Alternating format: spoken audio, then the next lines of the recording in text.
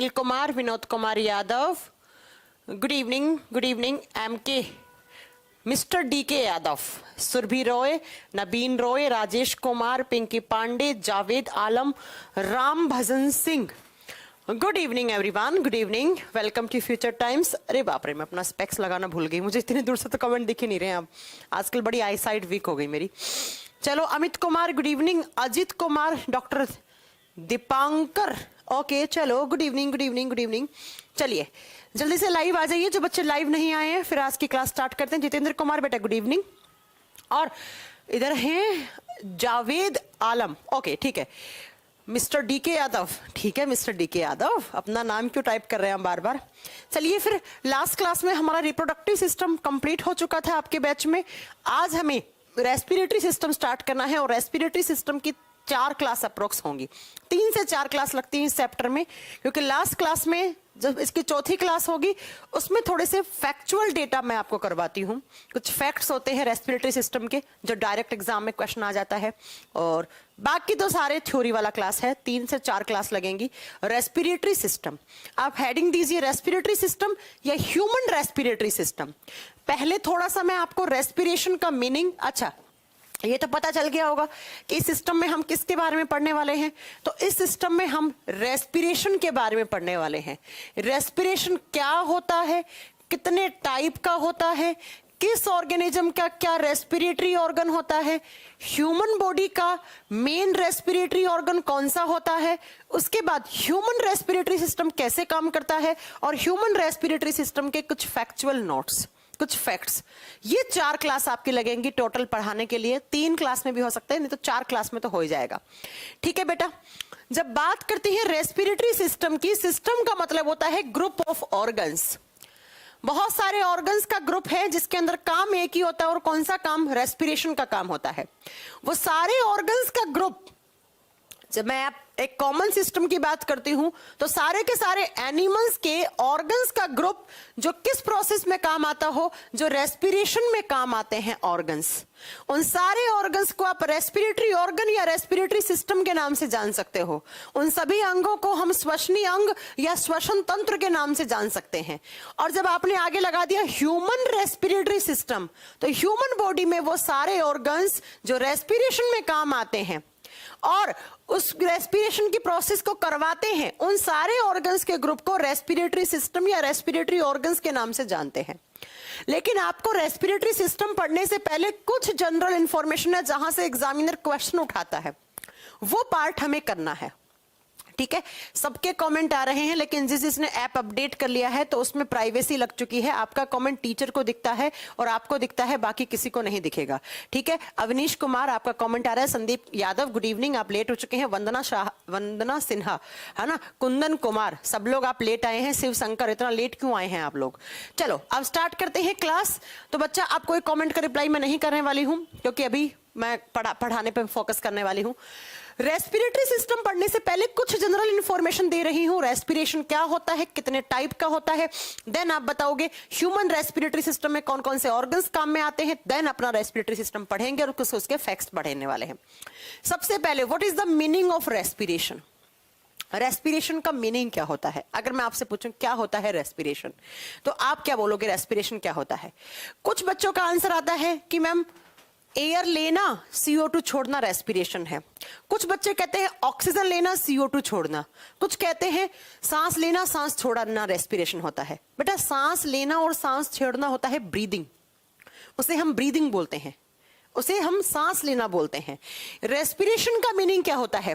Respiration का exact meaning होता है कि एयर का एंटर होना। एयर का मतलब होता है हवा, और एयर का मतलब होता है मिक्सचर ऑफ गैसेस।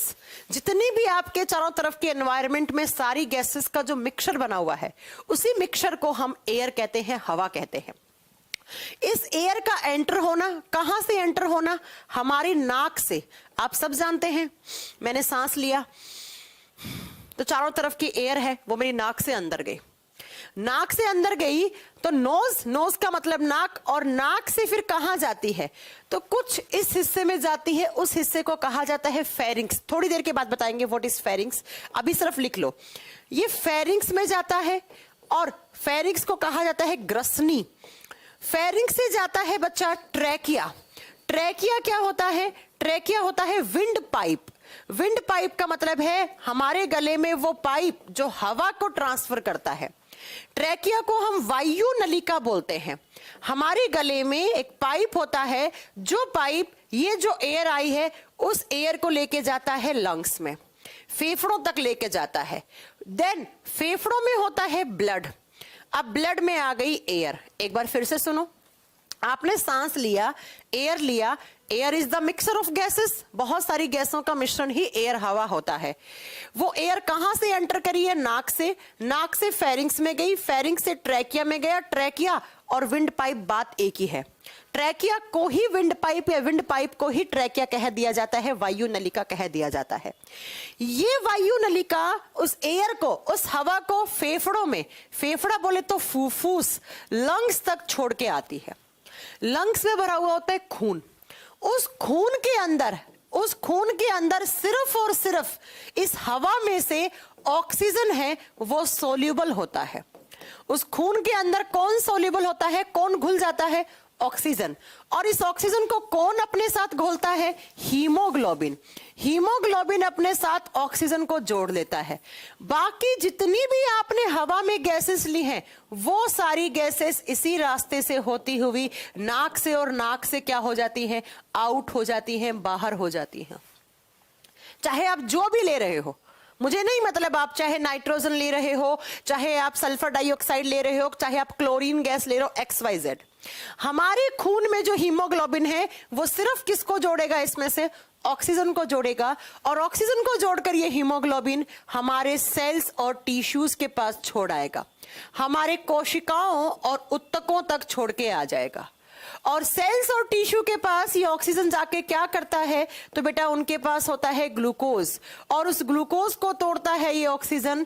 जैसे ही ऑक्सीजन इस ग्लूकोज को तोड़ता है तो हमारे सेल्स और टिश्यूज के पास कार्बन डाइऑक्साइड प्लस पानी प्लस एनर्जी किसकी फॉर्म में?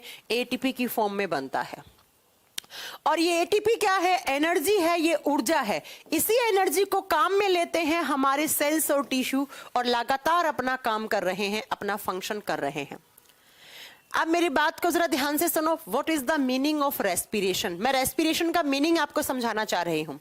कभी मत बोलना कि सांस लेना सांस छोड़ना रेस्पिरेशन होता है। कभी मत बोलना हवा लेना कार्बन डाइऑक्साइड छोड़ना रेस्पिरेशन होता है। कभी मत बोलना कि ऑक्सीजन लेना CO2 छोड़ना रेस्पिरेशन होता है। बेटा वो ब्रीदिंग होता है। रेस्पिरेशन का मीनिंग होता है एयर का एंटर होना, और उस एयर का हमारे खून में, उस एयर में से ऑक्सीजन का हमारे खून में घुलना। ये तो मैंने रास्ता बताया कि एयर कैसे एंटर होती है, ये सिर्फ एक पाथवे है। ये सिर्फ मैंने एक रास्ता बताया कि इस तरीके से ऑक्सीजन आता है। एयर का मतलब ऑक्सीजन। एयर आया, हवा आई, उस हवा में से जो ऑक्सीजन है वो खून में घुला, और खून में घुल के वो ऑक्सीजन हमारे हर एक सेल, हमारी हर एक टिश्यू तक पहुंचा। और हमारे हर एक सेल, हमारे एक टिश्यू तक पहुंचकर उस ऑक्सीजन ने क्या किया? इस ग्लूकोज को तोड़ा, और उस ग्लूकोज को तोड़ने से हमारी सेल्स के पास ATP बोले तो एनर्जी बना। इस पूरी प्रोसेस को रेस्पिरेशन कहा जाता है। अगर मैं आपसे पूछूं what is the ultimate motive of respiration, अगर मैं पूछूं श्वसन की प्रक्रिया का उद्देश्य क्या है, तो आप बताओगे बेटा रेस्पिरेशन का मेन उद्देश्य क्या है? क्या बनाना? हमारे बॉडी में एनर्जी बनाना, उस एनर्जी को बनाना भी और उसे स्टोर भी करना।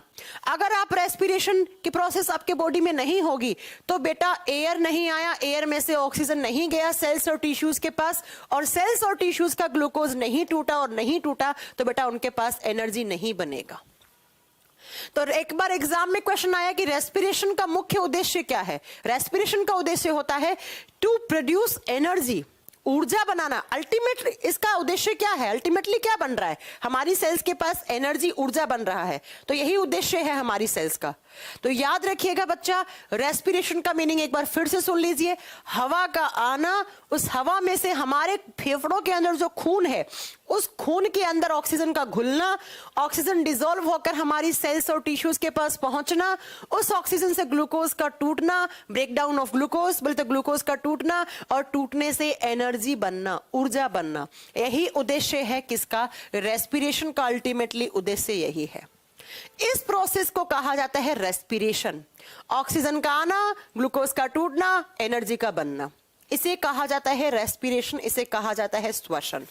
तो आज के बाद क्या बताओगे बेटा? रेस्पिरेशन का मीनिंग ये है।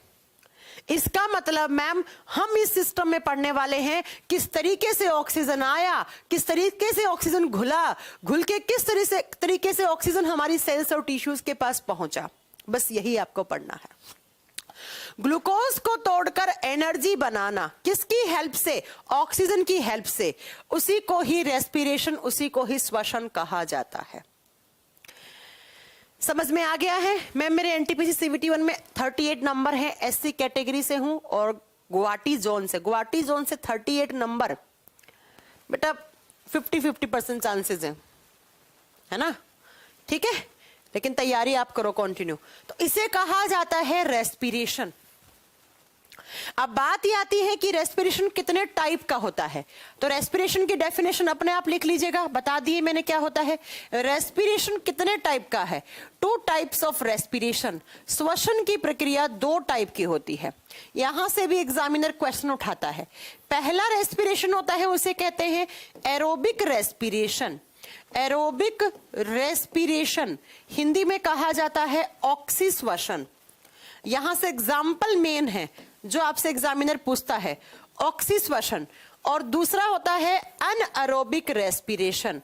अनएरोबिक रेस्पिरेशन, अनॉक्सीश्वसन। एक होता है ऑक्सीश्वसन और दूसरा होता है अनॉक्सीश्वसन। बेटा आप इसको अपने आप प्रोनाउंस करो घर पे, आपको एक बात मालूम चलेगी, ऑक्सी जो किसकी प्रेजेंस में होता हो, जो ऑक्सीजन की प्रेजेंस में हो, उसे एरोबिक रेस्पिरेशन।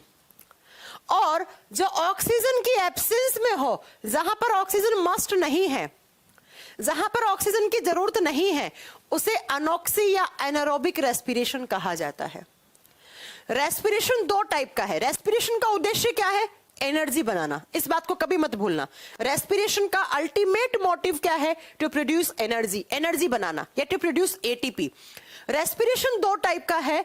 ऐसा रेस्पिरेशन जो ऑक्सीजन की प्रेजेंस में हो, in the presence of oxygen, तो ऑक्सीजन की उपस्थिति में होता हो, उसे क्या बोलेंगे हम?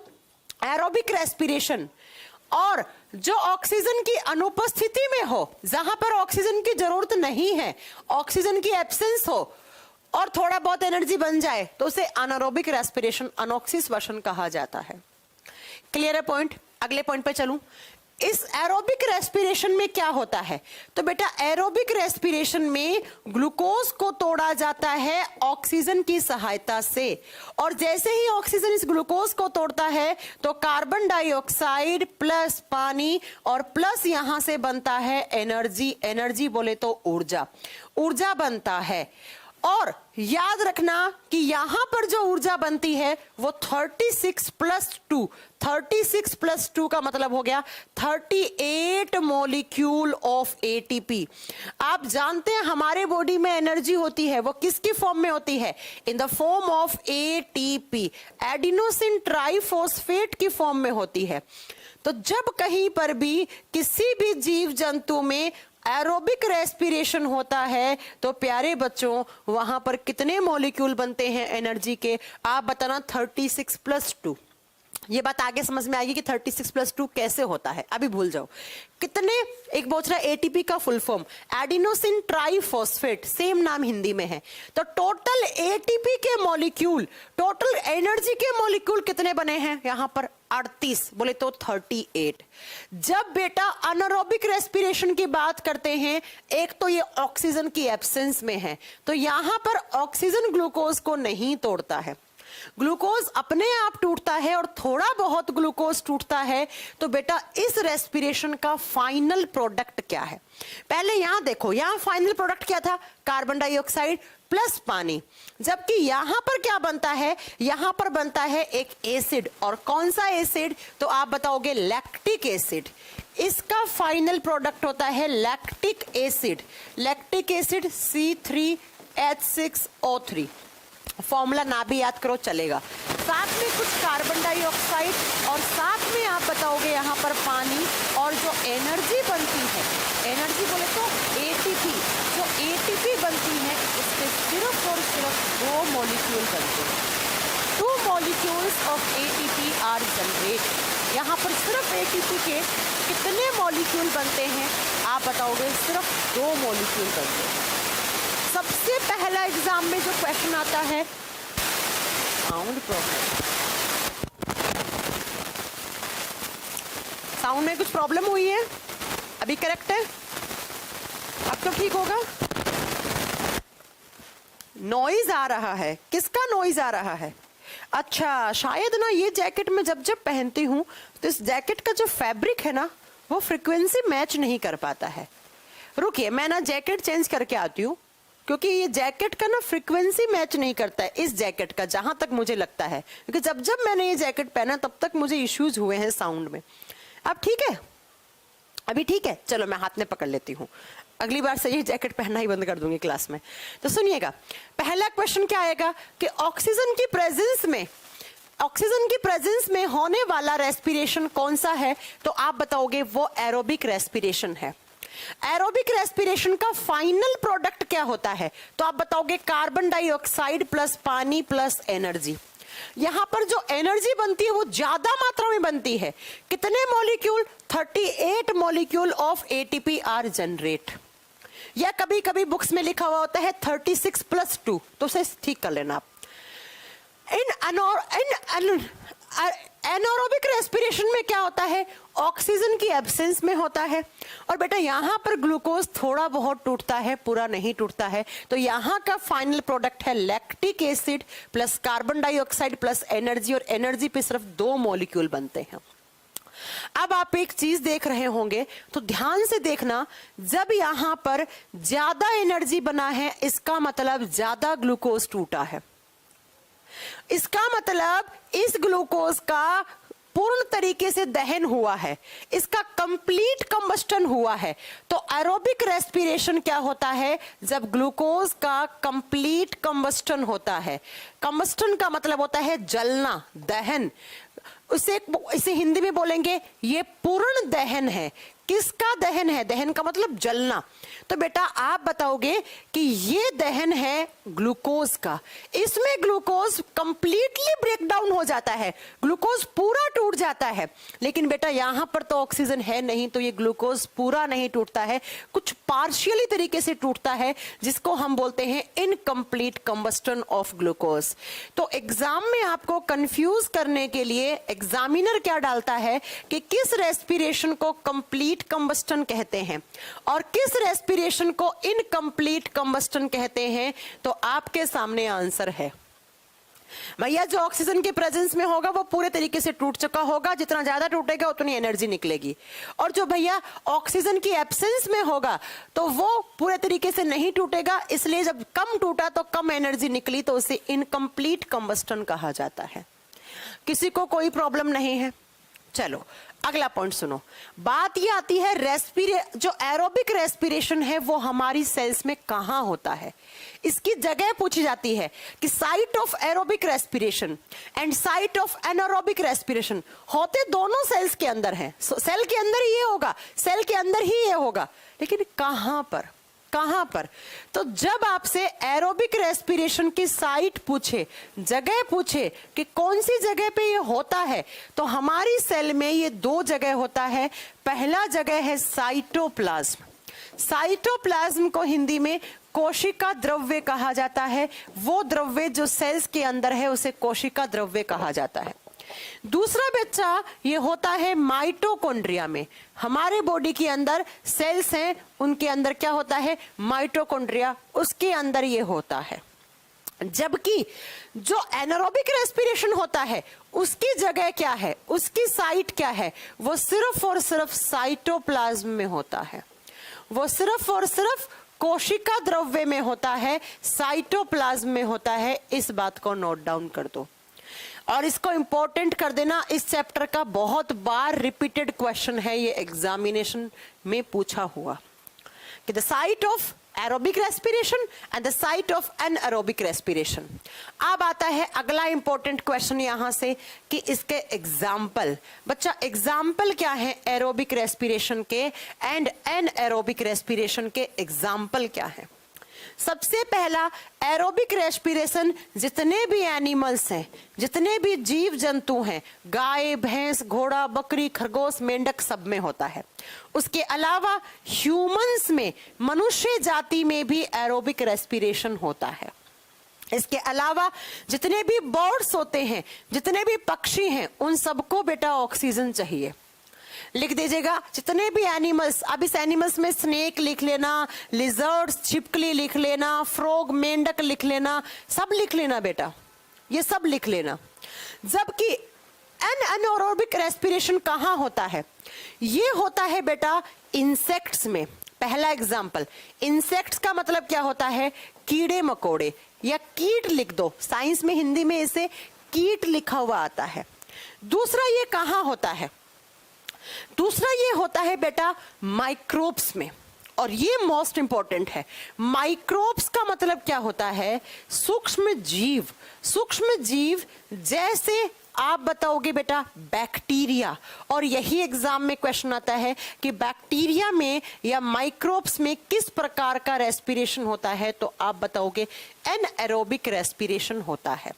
माइक्रोब्स क्या होते हैं? इतने छोटे जीव जिनको आप आंखों से नहीं देख सकते, उन्हें बोलते हैं हम माइक्रोब्स। और इसके अलावा आप बताओगे कि फर्मेंटेशन, फर्मेंटेशन का मतलब होता है किण्वन। किण्वन, शराब बनाने की प्रोसेस, जहां जहां फर्मेंटेशन होता है वहां वहां अनएरोबिक रेस्पिरेशन होता है।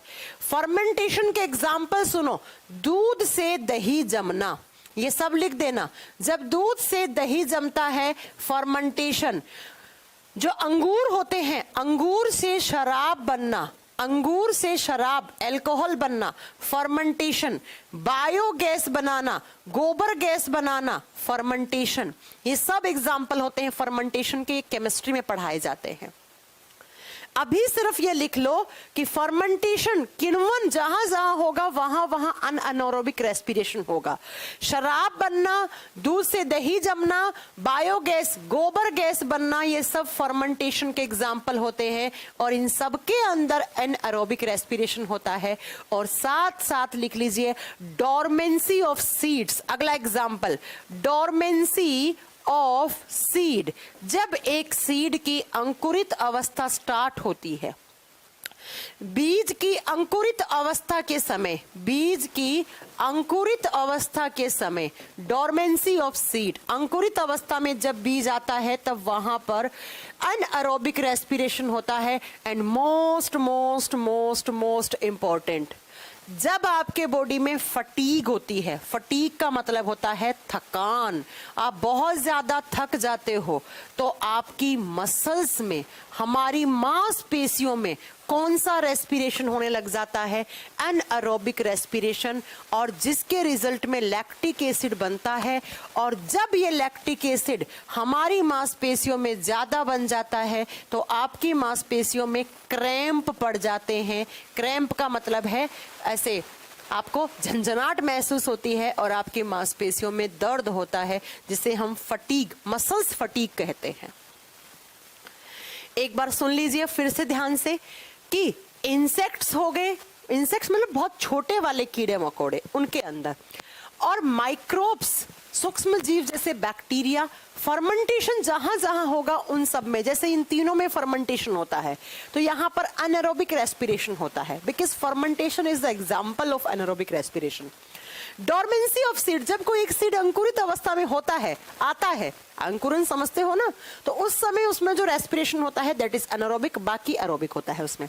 फटीग, थकान, जब आप बहुत ज्यादा एक्सरसाइज कर लेते हैं, रनिंग कर लेते हैं, तो आपकी मांसपेशियों में अकड़न होती है, थकान, क्रैम्प पड़ जाते हैं।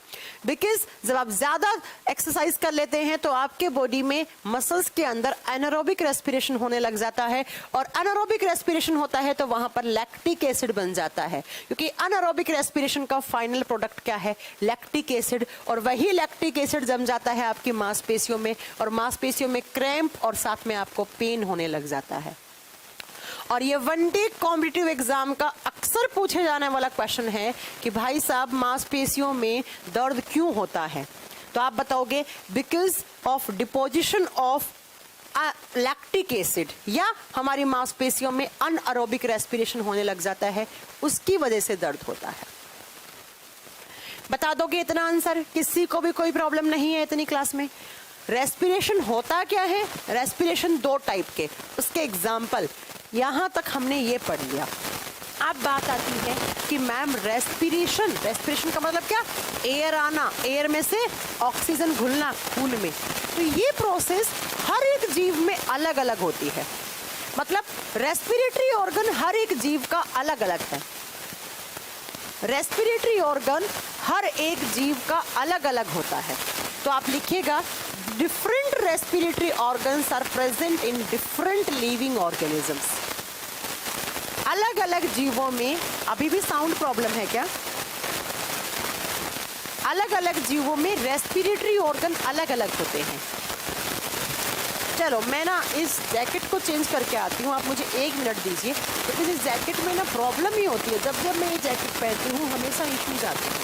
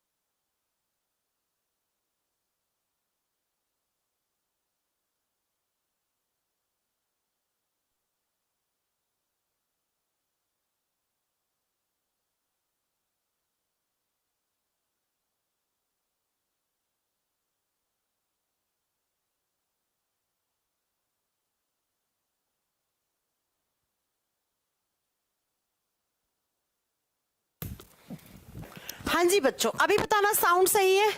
एक्चुअली कुछ जैकेट्स का ना कपड़ा ही होता है ऐसा, कुछ जैकेट्स को बनाते समय कुछ ऐसा कपड़ा यूज या ऐसे फाइबर यूज किए जाते हैं कि जिनकी वजह से फ्रीक्वेंसी मैच नहीं हो पाती है माइक की, इसलिए आपकी साउंड ऐसे आने लग जाती है ना? अब ठीक होगी मुझे लगता है। अभी भी साउंड ठीक नहीं है? अब भी है तो फिर कुछ और इश्यू हुआ है फिर माइक में। आज चलो 1 मिनट रुको, हम थोड़ा सा बैटरी चेंज करते हैं इसका। ये टेबल कोने पर है और 4 भुजाओं के मध्य,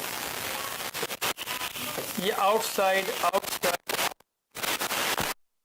अब बताओ बच्चों, अब बताओ जल्दी से, अभी ठीक है?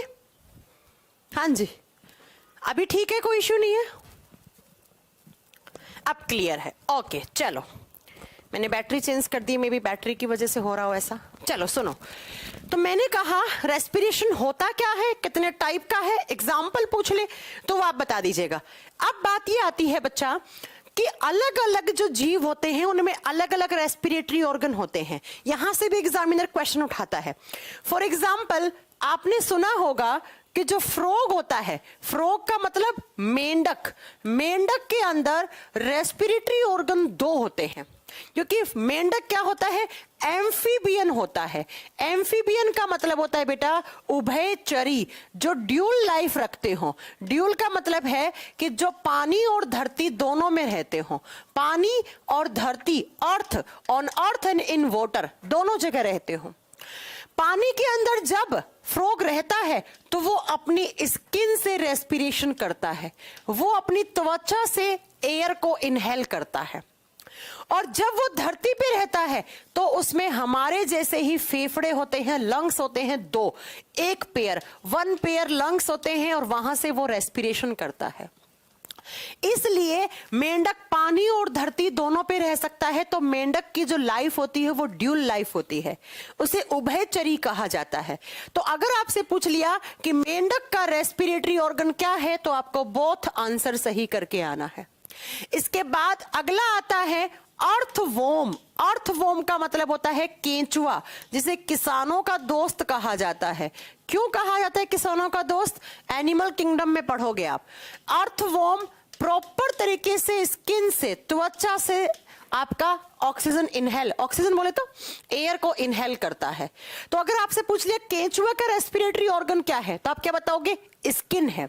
उसके बाद आपसे पूछा जाता है कॉकरोच का, कॉकरोच जिसे हम क्या बोलते हैं? तिलचट्टा, हिंदी में तिलचट्टा। कॉकरोच के अंदर बेटा लंग्स नहीं होते हैं, वो कहां से रेस्पिरेशन का प्रोसेस करता है? अपनी ट्रैकिया से।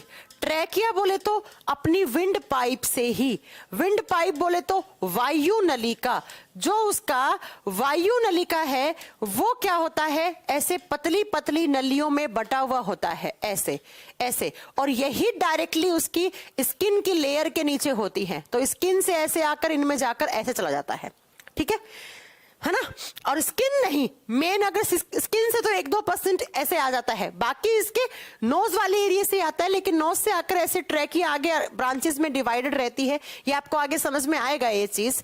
तो उसी के थ्रू तो आपसे पूछता है कि ट्रैकिया से या ट्रैक्यूल से कौन सा ऑर्गेनिज्म रेस्पिरेशन करता है? तो आप क्या बताओगे? कॉकरोच करता है, तिलचट्टा करता है।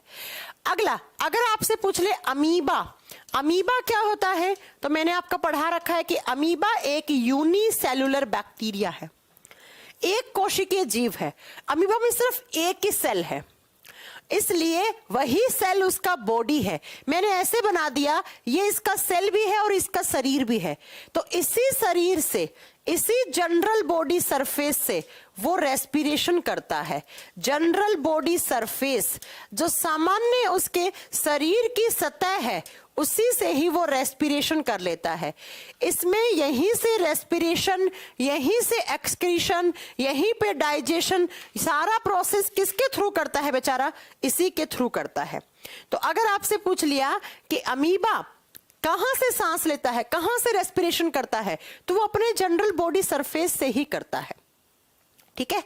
चलो अगली बात हम बांधते हैं क्या? नेक्स्ट अगर आपसे पूछ ले कि जितने भी एनिमल्स होते हैं, एनिमल्स पूछ लिया आपसे, आपसे बर्ड्स पूछ लिया, बर्ड्स का मतलब पक्षी, और आपसे पूछ लिया बेटा ह्यूमंस, इन सब का मेन रेस्पिरेटरी ऑर्गन क्या है? तो बेटा इन सब में होते हैं फेफड़े, लंग्स। कितने?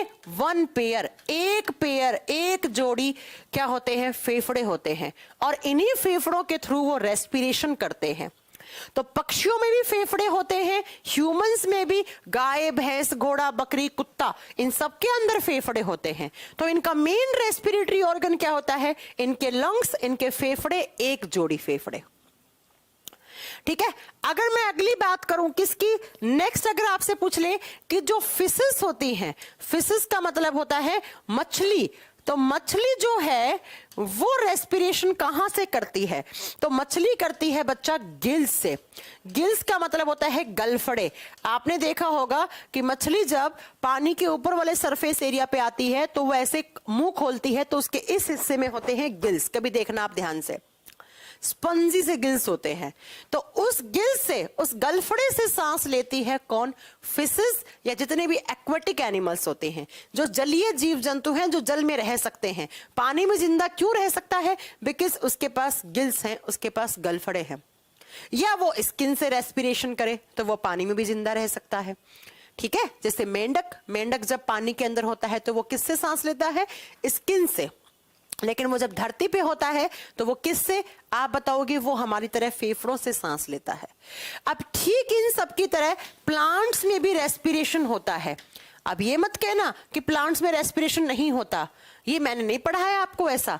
प्लांट्स में भी रेस्पिरेशन होता है। और प्लांट में कहाँ होता है? तो प्लांट की जो लीफ होती हैं, एक पेड़ की जो पत्ते होते हैं, उसमें एक पार्ट होता है जिसे स्टोमेटा कहा जाता है।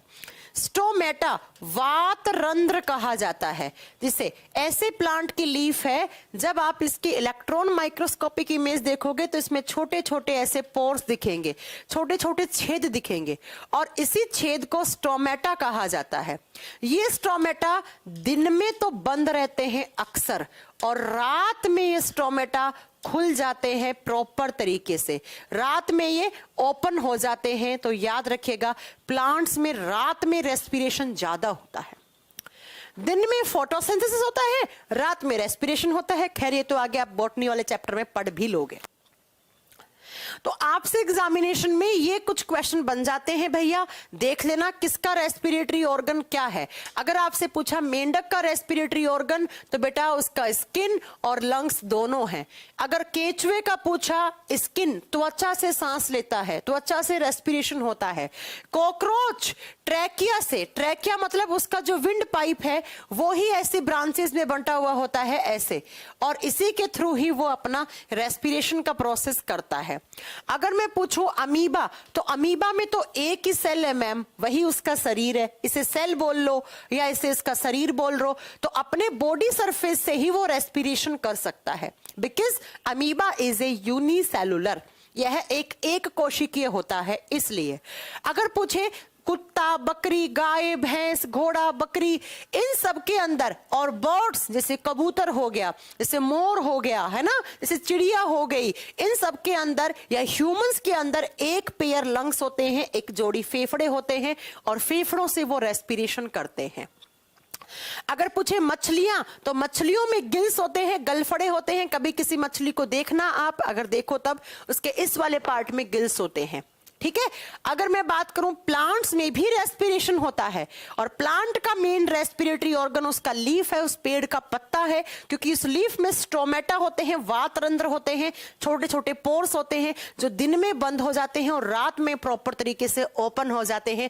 यही रीजन होता है कि रात को पेड़ पौधों के नीचे नहीं सोना चाहिए, बिकॉज रात को पेड़ पौधे रेस्पिरेशन करते हैं। रेस्पिरेशन का मतलब वो ऑक्सीजन लेते हैं। तो अगर आप पेड़ के नीचे सो रहे हो और आप भी ऑक्सीजन ले रहे हो, प्लांट भी ऑक्सीजन ले रहा है, तो हो सकता है उस जगह ऑक्सीजन की थोड़ी सी कमी हो जाए, इसलिए बेटा, ठीक है। तो ये बात, इतने सारे रेस्पिरेटरी ऑर्गन, रेस्पिरेशन होता क्या है, कितने टाइप का है, किसका रेस्पिरेटरी ऑर्गन क्या होता है, ये हमने अभी तक की क्लास में पढ़ लिया। अब बात आती है कि हमारा चैप्टर का नाम क्या है, तो हम पढ़ रहे हैं बच्चा ह्यूमन रेस्पिरेटरी ऑर्गन। हमारे चैप्टर का नाम है ह्यूमन रेस्पिरेटरी ऑर्गन। इसका मतलब क्या हो गया कि ह्यूमन बॉडी का रेस्पिरेटरी सिस्टम कैसे चलता है। ऑर्गन्स लिखो या ह्यूमन रेस्पिरेटरी सिस्टम लिख लो, ज्यादा बेटर रहेगा, कि हमारे बॉडी में किस तरीके से ऑक्सीजन आता है, किस तरीके से डिसॉल्व होता है। तो आप अब हेडिंग दोगे मानव श्वसन तंत्र। ह्यूमन रेस्पिरेटरी सिस्टम किस तरीके से काम करता है, हमें किसी और का नहीं पढ़ना है। हाँ, प्लांट्स का पढ़ना है, लेकिन वो बॉटनी में पढ़ना है, अभी नहीं पढ़ना है। हमारा कैसे काम करता है, तो एक इमेज दिखाती हूं, इस इमेज को देखो, ये हमारा रेस्पिरेटरी सिस्टम है। हो सकता है कुछ नए नए शब्द आज सुनने को मिले आपको, लेकिन कोई बात नहीं, ये ऐसा चैप्टर है जहां से स्ट्रक्चर और इन्हीं नामों से क्वेश्चन बनते हैं। ये हमारा रेस्पिरेटरी सिस्टम है, जिसमें नेजल, नोस्ट्रिल्स, उसके बाद नेजल पोर्स, सीलिया, ऐसे सारे टर्म्स आप सुनोगे, ठीक है। लैरिंक्स, एडम्स एप्पल, उसके बाद pharynx, trachea, bronchi, bronchioles, alveoli, diaphragm, ये कुछ आप नाम सुनोगे। ये कुछ इस तरीके से हमारे रेस्पिरेटरी सिस्टम का डायग्राम बनता है, ऐसे इस तरीके से, जो हम बनाएंगे आगे चल के। ये दिख रहे हैं, ये आपके फेफड़े हैं बेटा, ये गुलाबी कलर के फेफड़े हैं। लेकिन अगर आप सिगरेट पीते हैं, आप तंबाकू खाते हैं, तो ये भूरे या काले पड़ चुके हैं। लेकिन नेचुरल कलर लंग्स का पिंक होता है, गुलाबी कलर के होते हैं। चलिए फिर स्टार्ट करते हैं हमारा रेस्पिरेटरी सिस्टम। मैंने कहा रेस्पिरेशन का मीनिंग क्या है, तो आई एम एयर का आना। अब एयर कहां से आई, सबसे पहले नाक से। तो बताइए सबसे पहला ऑर्गन हमारा क्या होगा, नोज। आप नोज बोलिए या हम इसे नाक हिंदी में लिख देते हैं, ठीक है। नोज, नोज से ही रेस्पिरेटरी सिस्टम स्टार्ट होता है। अगर आपसे पूछ ले कि respiratory system is started by which organ, is started by which organ, तो क्या लिखोगे, नोज। श्वसन तंत्र की शुरुआत नाक से ही हो जाती है। हमारा जो श्वसन तंत्र है उसकी शुरुआत नाक द्वारा हो जाती है। डाइजेस्टिव सिस्टम की शुरुआत जैसे मुंह से होती है, वैसे ही हमारे रेस्पिरेटरी सिस्टम की शुरुआत नाक से हो जाती है। विंड पाइप कहां से हो जाएगा बेटा, विंड पाइप नहीं होगा। विंड पाइप तो 3-4 नंबर पे आएगा। नाक से लेते हो कि इस पाइप में कैसे एयर जाता है, नाक से जाता है बेटा, भावना। चलो अब देखो नाक में क्या होता है, नाक के अंदर आप देखना ये दो होते हैं नोजल पोर्स, देखो एक पोर दो पोर, इसे क्या कहा जाता है, इसे साइंस में कहते हैं नॉस्ट्रिल्स। नॉस्ट्रिल्स हिंदी में बोलते हैं नासा द्वार, नाक के दो द्वार हैं जिसे नासा द्वार बोलते हैं, या आप इसे नोजल पोर बोल लो, नाक के छेद बोल लो, ठीक है, बात एक ही है। कितने होते हैं, दो, और सबसे पहले जो एयर आ रही है वो इन्हीं नॉस्ट्रिल से आ रही है, एक दो, लेफ्ट राइट, इन्हें नॉस्ट्रिल्स कहते हैं। तो कभी कभी एग्जाम में क्वेश्चन आता है कि respiratory system is divided by, तो आप क्या बताओगे बेटा, sorry respiratory system is started by, हो सकता है वहां नोज ना ऑप्शन में नॉस्ट्रिल्स, तो कोई बात नहीं, नॉस्ट्रिल्स हो जाएगा। तो सबसे पहले एयर कहां से ली आपने, नॉस्ट्रिल से। अब जैसे ही नॉस्ट्रिल से लेते हो तो ये वाली जगह, ये वाली जगह, ये वाली, इसे कहा जाता है बेटा, आप बताओगे, फिर साउंड प्रॉब्लम हो गया है, क्या हो गया है आज मेरे माइक को, मेरा माइक ही खराब हो गया है, पता है इतना महंगा माइक है।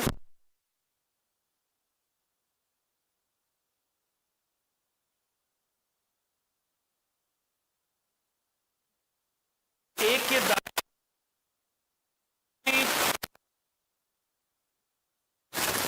अभी ठीक आ रही है, पता नहीं आज क्या हो गया, मुझे लगता है इसका केबल वेबर, पता है इसका केबल ही 5-6 हजार रुपए का आता है, महंगा माइक लगा रखा है, फिर भी अभी भी क्लियर नहीं है। अब क्या हुआ है फिर, अब तो क्लियर होनी चाहिए थी बेटा, अभी भी इश्यू आ रहा है।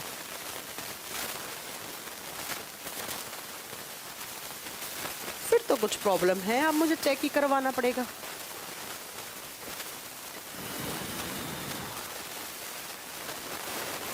चलो फिर मैं चेक करवाती हूँ, आज की क्लास फिर यहीं रखती हूँ, एक बार चेक करवाती हूँ, बिकॉज नहीं तो मेरा अगला